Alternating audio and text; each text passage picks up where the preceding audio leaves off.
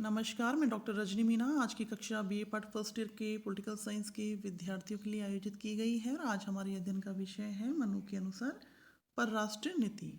मनु ने परराष्ट्रीय संबंधों के सैद्धांतिक पक्षों में मंडल सिद्धांत, षाटगुण्य नीति एवं उपायों को सम्मिलित किया है। आज की कक्षा में हम मनु के मंडल सिद्धांत के बारे में चर्चा करेंगे। मनु के मंडल सिद्धांत के अंतर्गत अंतर्राज्यीय संबंधों के सुचारू संचालन के लिए राज्यों के वर्गीकरण पर बल दिया गया है। इस सिद्धांत का मूल आधार यह मान्यता है कि एक सफल शासक को सदैव शत्रुओं की संख्या को कम से कम एवं मित्रों की संख्या को अधिक से अधिक रखने का प्रयास करना चाहिए। इस प्रकार मंडल सिद्धांत को राष्ट्रों के मध्य शक्ति संतुलन का व्यावहारिक स्वरूप माना जा सकता है। मनु ने विजिगीषु राजा को राज्य के मंडल सिद्धांत का केंद्रस्थ राजा माना है। विजिगीषु राजा से यहाँ पर तात्पर्य है विजय चाहने वाला या सफलता का इच्छुक राजा। राज्य मंडल के अन्य राज्यों की गणना एवं वर्गीकरण विजिगीषु के संदर्भ में ही की गई है। मनु ने राष्ट्रमंडल में 4 प्रकार के राज्य माने हैं। पहला मित्र राज्य, दूसरा शत्रु राज्य, तीसरा उदासीन राज्य, चौथा मध्यम राज्य। जिन राज्यों की सीमाएं परस्पर स्पर्श करती हों उन्हें मनु शत्रु राज्य मानते हैं। शत्रु राज्य का सीमावर्ती राज्य मित्र राज्य माना गया है।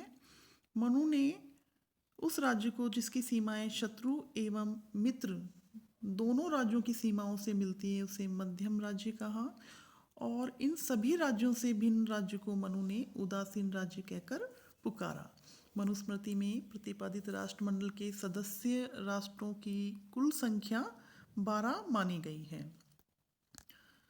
विजिगीषु के अग्रभाग का सीमावर्ती राज्य अरि या शत्रु राज्य माना गया है। अर्थात विजिगीषु जो राजा है उसके राज्य के आगे वाले भाग में जो सीमावर्ती राज्य है उसे अरि या शत्रु राज्य माना गया है। तत्पश्चात क्रमशः मित्र, अरिमित्र, फिर अरिमित्र मित्र माने गए हैं। इस प्रकार पृष्ठभाग में विजिगीषु जो राजा है उसके राज्य के पिछले भाग का सीमावर्ती राज्य पार्षण ग्रह माना गया है अर्थात पीठ का शत्रु। तत्पश्चात आक्रंद, उसके बाद पार्षण ग्रह सार एवं आक्रंद सार माने गए हैं। मनु के अनुसार आक्रंद सार मित्र प्रकृति के एवं पार्षण ग्रह सार शत्रु प्रकृति के होते हैं। इसके अतिरिक्त मध्यम एवं उदासीन राज्यों को भी राष्ट्र विजिगीषु के अग्रभाग के 4 पृष्ठभाग के एक माध्यम एवं एक उदासीन एवं एक स्यं विजिगीषु कुल मिलाकर 12 सदस्य कहे गए हैं। क्योंकि मनु ने जो मंडल सिद्धांत का जो प्रतिपादन किया है उसके अंतर्गत कुल मिलाकर मंडल सिद्धांत में 12 सदस्य हैं जिसमें केंद्र में विजिगीषु है, 4 अग्रभाग के और 4 पृष्ठभाग के मध्यम राज्य, उदासीन राज्य और स्वयं विजिगीषु, इन सभी को मिलाकर मंडल सिद्धांत में 12 सदस्य हो जाते हैं। मनु ने प्रत्येक राजा का यह कर्तव्य माना है कि वह राज्य की रक्षा एवं हित संवर्धन हेतु राष्ट्रमंडल में शत्रु एवं मित्र पक्ष के राजाओं की संख्या में उचित अनुपात बनाए रखे।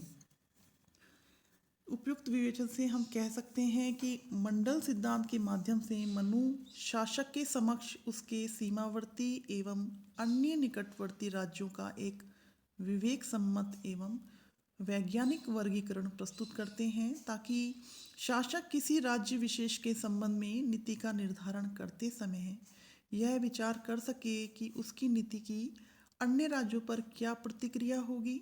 प्रतिपादित नीति की अन्य राज्यों पर संभावित प्रतिक्रिया एवं दृष्टिकोण के प्रकाश में राज्य अपनी नीति को अधिक व्यवहारिक व उपयोगी बना सकता है। किसी विशिष्ट पक्ष पर किसी राज्य की संभावित नीति एवं दृष्टिकोण के आकलन के लिए भी मंडल सिद्धांत में वैज्ञानिक दृष्टिकोण पर बल दिया गया है तथा राजा को यह सुझाव दिया गया है कि वह संबंधित राज्य के शासक के मंतव्यों मात्र के आधार पर उसकी नीति या दृष्टिकोण का आकलन न करें अपितु उस राज्य की स्थिति, शक्ति या दृष्टिकोण को निर्धारित या प्रभावित करने वाले समस्त पक्षों पर ध्यान दें। इस प्रकार हम कह सकते हैं कि जो मनु ने मंडल सिद्धांत का प्रतिपादन किया है वो परराष्ट्रीय संबंधों के सैद्धांतिक पक्षों का एक पक्ष है और इसके आधार पर विजिगीषु राजा, विजय की इच्छा रखने वाला राजा अन्य राज्यों से अपने जो संबंध बनाता है